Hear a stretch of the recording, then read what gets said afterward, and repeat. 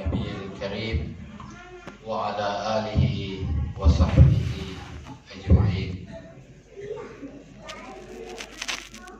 Bapak dan Ibu sekalian yang dirahmati oleh Allah Subhanahu wa Ta'ala, semoga kehadiran kita semua di masjid yang mubarakah ini bernilai doa kepada Allah Subhanahu wa Ta'ala untuk almarhum. Semoga seluruh amal ibadahnya diterima oleh Allah Subhanahu wa Ta'ala, seluruh kekeliruan, kesalahan dan dosanya diampuni oleh Allah Subhanahu wa Ta'ala dan diberikan tempat yang mulia di sisinya, insyaallah. Bapak dan Ibu sekalian,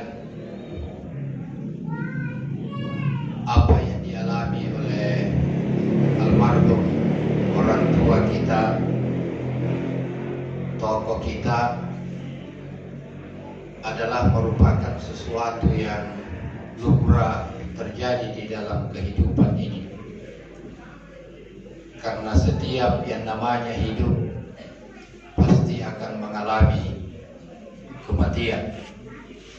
Itu adalah sunnatullah yang tidak bisa dibantah oleh siapapun.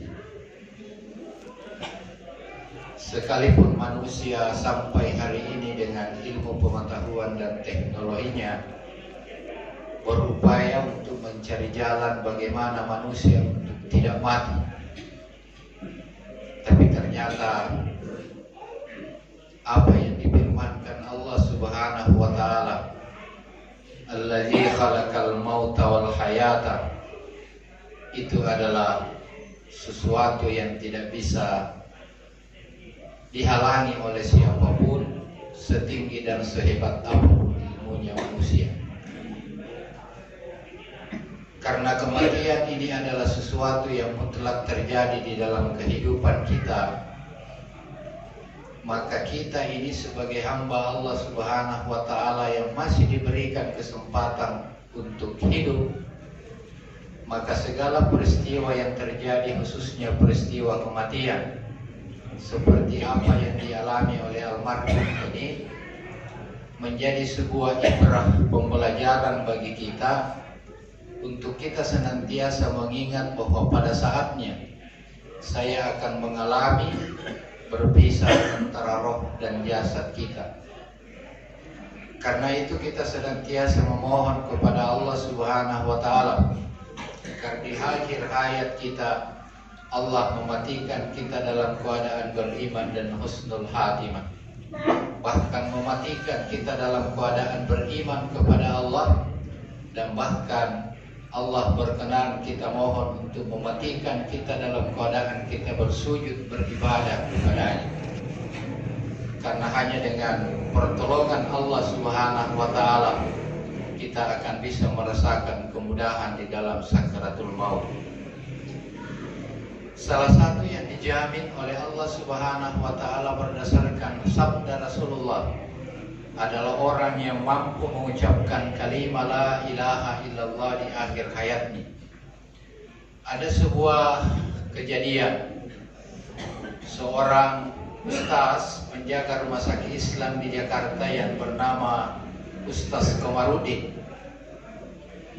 Beliau ini diberikan tugas oleh rumah sakit untuk menuntun setiap orang yang sakaratul maut untuk bisa membaca kalimat la ilaha illallah di akhir hayatnya. Dan dari hasil survei dan penelitian oleh Ustaz Komarudin ini, dari 1000 orang yang mengalami sakaratul maut yang dituntun untuk mampu mengucapkan la ilaha illallah, hanya 70%, hanya 7% yang bisa. Berarti dari 1000 orang hanya 70 orang yang mampu mengucapkan kalimat la ilaha illallah. Dari kejadian itu kemudian Ustaz Komarudin melakukan sebuah penelitian kecil-kecilan dengan cara menanyai keluarga almarhumah yang mampu mengucapkan kalimat la ilaha illallah di akhir hayatnya. Penjelasan yang Ustaz Komarudin dapatkan Bapak Ibu semuanya adalah penjelasan rata-rata keluarga almarhum yang mampu mengucapkan kalimat la ilaha illallah di akhir hayatnya. Ada 5 hal yang senantiasa dilakukan oleh almarhum dan almarhumah itu. Yang pertama adalah senantiasa menjaga salatnya ketika dia masih hidup. Baik waktu subuh, duhur, asar, maghrib, isya, dan salat-salat yang lain. Itu senantiasa komitmen menjaganya sesibuk apapun. Dia tidak akan pernah tinggalkan yang namanya salat 5 waktu.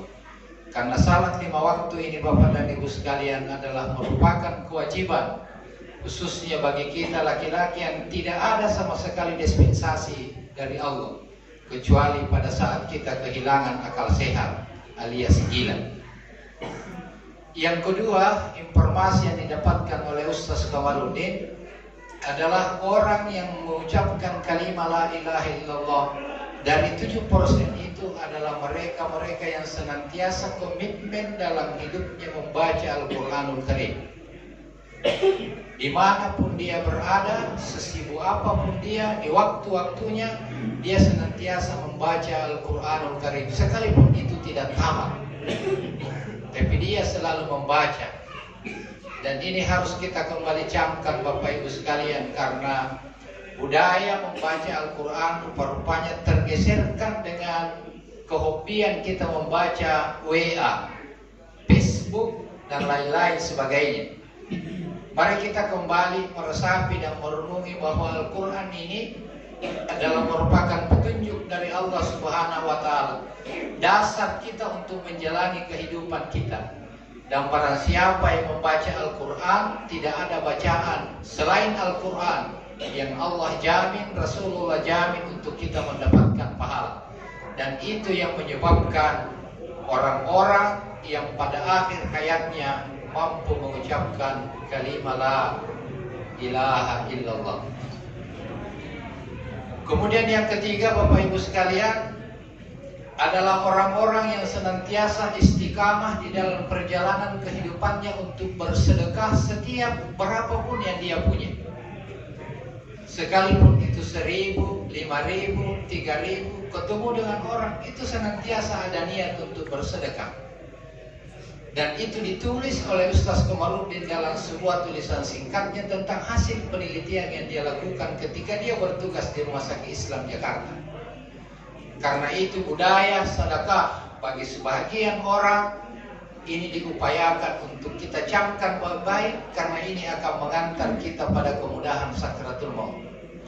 Dan yang keempat jamaah sekalian adalah orang-orang yang senantiasa istiqamah untuk tidak memasukkan di dalam perutnya hal-hal yang batil, hal-hal yang diharamkan oleh Allah Subhanahu wa Ta'ala. Dan yang kelima adalah orang-orang yang senantiasa menjauhkan diri, menjaga dan tidak memasukkan silaturahim di dalam kehidupannya dengan siapapun juga, baik antara keluarga dekat, keluarga yang jauh, dan siapapun yang ada di sekitar kita. Keakraban, silaturahim itu kita harus bangun bersama-sama, karena itu adalah bahagian dari kekuatan umat Islam ini. Bapak dan Ibu sekalian, saya kira dari kelima komponen berdasarkan hasil survei singkat yang dilakukan oleh Ustaz Kamarudin itu adalah merupakan 5 hal yang kalau kita telusuri dari perjalanan kehidupan almarhum itu ada melekat pada beliau. Dia adalah seorang yang senantiasa memimpin salat berjamaah di masjid ini. Dan beliau senantiasa mengajarkan Al-Quran kepada anak-anak kita dan remaja kita. Bahkan beliau adalah pendakwah keliling di mana-mana untuk mendakwakan Islam. Dan beliau senantiasa hidup sederhana dan senantiasa baik kepada semua orang. Semoga apa yang telah beliau torahkan di dalam kehidupannya itu dinilai oleh Allah Subhanahu wa Ta'ala sebagai amal ibadah di sisinya. Dan kemudian insya Allah beliau akan diberikan derajat yang tinggi di sisi Allah Subhanahu wa Ta'ala.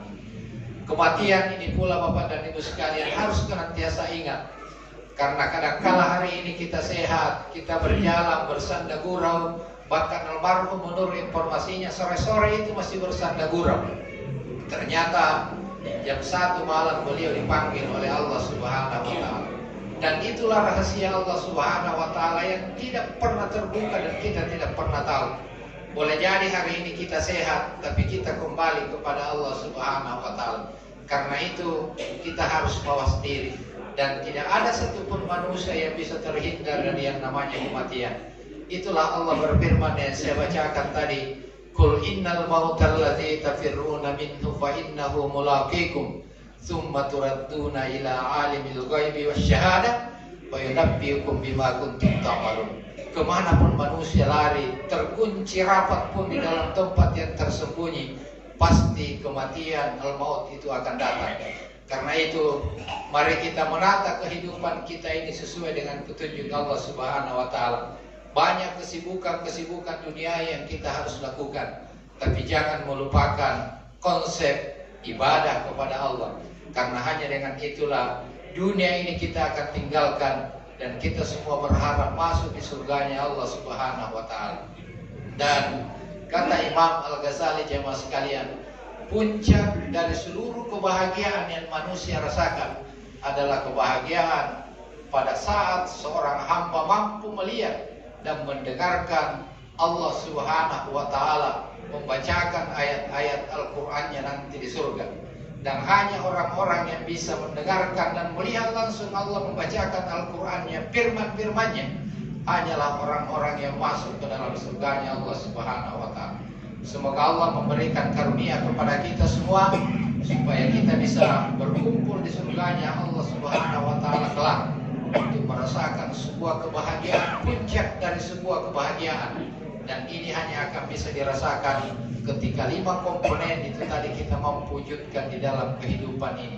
Sekali lagi, mudah-mudahan kehadiran kita bernilai doa kepada Allah. Mudah-mudahan almarhum diberikan keselamatan dan kebahagiaan di sisi Allah Subhanahu wa Ta'ala. Dan insya Allah, mudah-mudahan dengan iman dan takwa, dengan petunjuk dan karunia Allah, kita akan ketemu nanti almarhum di akhirat.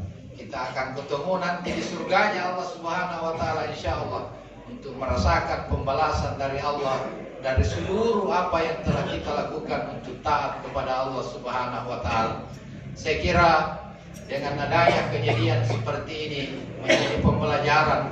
Mudah-mudahan dari seluruh yang kita lihat, kematian keluarga kita, berpisahnya roh antara jasad teman kita yang besoknya, yang kemarinnya itu sehat, menjadi sebuah perenungan tersendiri untuk kita tersadar bahwa ternyata dunia ini, kesehatan ini, umur ini ada batasnya, dan kita semua akan mengalami sakratul maut, perpisahan antara roh dan jasad kita untuk kembali kepada Allah Subhanahu wa Ta'ala. Menjadi perenungan bagi kita semua. Semoga Allah memberikan karunia selalu untuk kita senantiasa berpegang teguh istiqamah kepada Al-Quranul Karim dan Sunnah Rasulullah Sallallahu Alaihi Wasallam.